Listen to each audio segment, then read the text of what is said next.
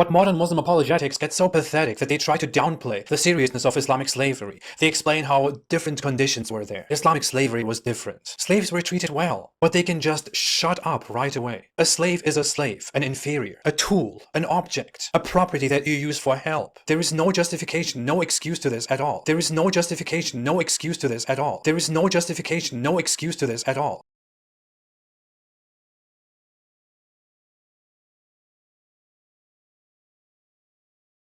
Whereas I completely agree that slavery is an essential part of human history. For example, you would think that that I will come with one of these typical imbecile objections and imbecile objections and imbecile objections and imbecile objections.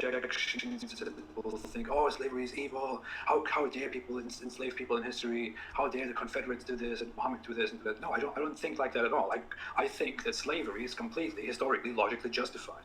I would indeed. That is what you said about how slavery was necessary, because if there are two societies, two towns, or two tribes, and they fight and have a victory over the other, what essentially needs to be done is, because in old times, in past times, these two societies basically their entire purpose is to rival and to defeat each other, to be superior over each other, to subjugate the other, because that's how society worked back then. It was completely normal, completely logical to enslave the defeated side, because if you don't enslave them, if you just let them go and take their stuff, they will eventually come back and take your stuff from you and probably enslave you or massacre you.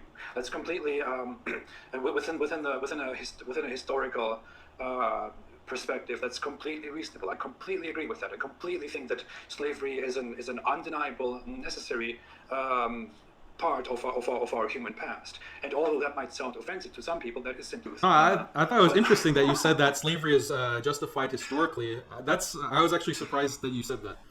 So because most people will bring up, well, the Prophet Muhammad had slaves. I'm honest. I don't know how much you follow, but I'm saying everything as it is about Islam. I'm not here to lie. The truth is as problematic as it's. But one thing that